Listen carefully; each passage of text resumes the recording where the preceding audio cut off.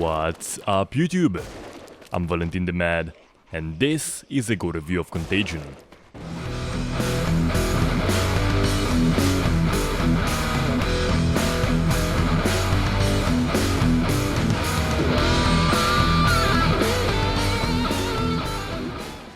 Contagion is an indie zombie shooter game. When you go to its Steam store page, you will see this in the description. State-of-the-art gore. A bold statement, a very bold statement, but not surprising. The indie games I have been playing recently deliver very well in the gore department. Stuff like Killing Floor 2, Chivalry Medieval Warfare, Depth, and others.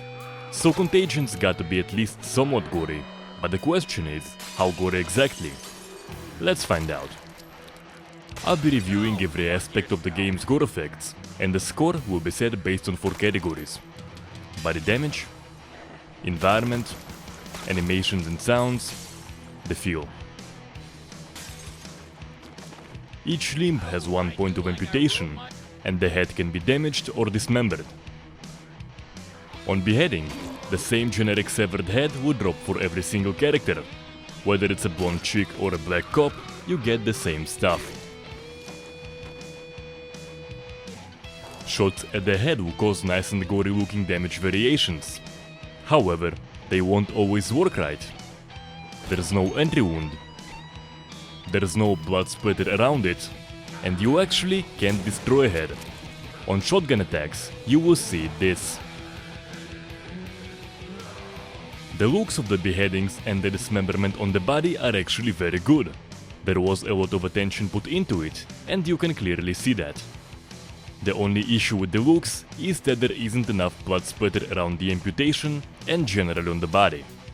Unfortunately, this issue is very frequent in many video games. As for non-dismemberment body damage, you have bullet wound decals and gory variations. So technically, it should work like this: decals for smaller guns like pistols and variations for bigger stuff like shotguns. It would be a good approach, but it doesn't quite work like that, and it has a lot of issues that destroy the experience. The biggest one is that those variations don't sit well at all on most characters. It's not an uncommon bug, quite the opposite. Seeing them actually work right is very rare. The next issue is that there are actually small guns that can cause those variations. It looks really odd seeing a Code 45 blowing huge holes in zombies. Also, zombies die almost exclusively from headshots and can take a ridiculous amount of damage in the torso.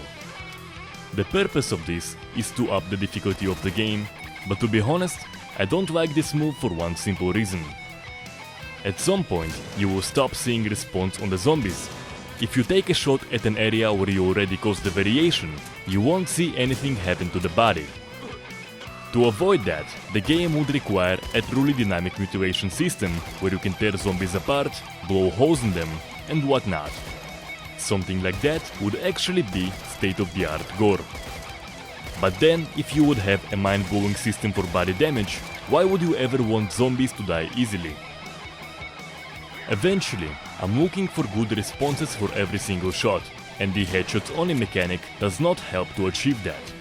Saying that you're not supposed to shoot anywhere other than the head is just not a good answer. When it comes to human characters in co-op zombie games, I usually don't care much about body damage.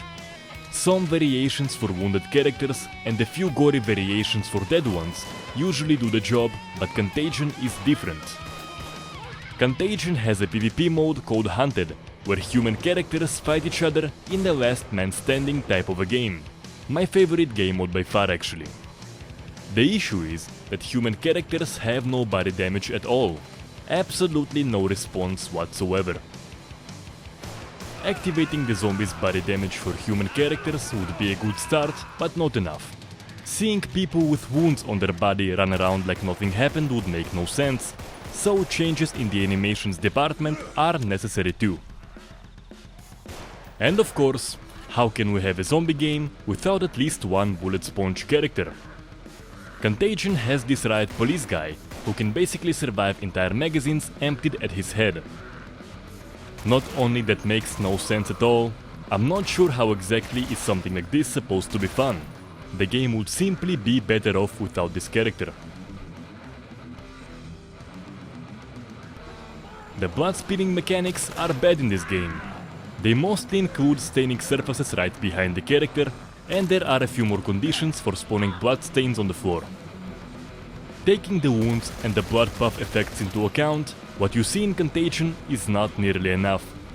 When you look at the aftermath of an average fight, the result is extremely underwhelming. The only thing that kind of resembles good spitting effects is what you have for zombies after you dismember their legs. But as you can see, that doesn't look right either.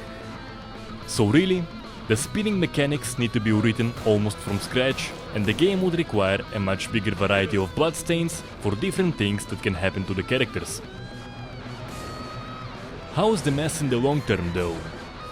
There is a pretty big threshold of how many bodies can stay. It's not permanent, but just about enough to not disappear in your face, which is always nice. Should be noted though that dismembered limbs and chunks of the head disappear shortly and don't stay for as long as the body stays. The blood is odd in this case. It can stay for a long time or disappear right in front of you. But either way, with those spitting mechanics, permanent blood is just not as important to me as it would be in a game that does blood spitting well. As for the animations, all that you have is crawling zombies after you dismember their legs. So yeah, that is pretty much all that there is. You will be shooting enemies and see absolutely no response. It is a huge miss out in my opinion. The animations play an important role in giving weight to every bullet and hit you deliver. It would work even with this headshots only mechanic. Your attacks may not kill the enemy, but the game could still offer plenty of interesting ways to stun, cripple, and disable the zombies. As for the sounds, the respawn sounds on impact are actually very good. The sounds you get for dismembering limbs or shooting the head are very wet and brutal. Actually, if the visual spitting was as good as the sound, the game would be much more enjoyable. As for the zombies, the respawn sounds are so quiet that you can barely hear them. I was even going to say that there aren't any, but that was changed as I was editing the video. Human characters will scream on pain and when they die, and will sometimes comment on what's going on. Not too bad, but nothing exceptional either. So how does it all come together in Contagion? Not good at all. You have potentially cool, yet seriously flawed body damage, really bad blood spitting mechanics, and pretty much non-existent responses in the animations department. So, state-of-the-art gore? No. Even if the body damage was done perfectly, there are many more aspects to a gore system, and they were almost completely ignored in Contagion. Also, in this case, it's not just about lacking features. The numerous bugs, detection issues, and the very clunky feel of the game heavily damage the experience. So the score for body damage is 10 out of 30. The score for environment is 7 out of 30. The score for animations and sounds is 9 out of 30. I give the feel a score of 3 out of 10. So this gives Contagion's score system a total score of 29 out of 100. Long-time viewers of the series will notice that I haven't gone in as much detail as I usually do. If I actually did that and would deeply discuss each flaw in the gore system, I would end up with a video 2 or 3 times the size that would be an absolute nightmare to make and probably not very fun to watch. The game just has a crazy amount of issues and I try to focus on what I find to be the most important stuff. But as always, the developers have the benefit of the patch. Right now Contagion is an enjoyable, yet a very buggy game with a bad gore system. Should the gore have a dramatic overhaul, I'll be happy to go back and talk about Contagion again in an update video. Hope you enjoyed watching the review. Let me know how you feel in the comment section, and if you liked the video, subscribe and share it with your friends. You can find the link to all of my Gore reviews in the video description. Until next time.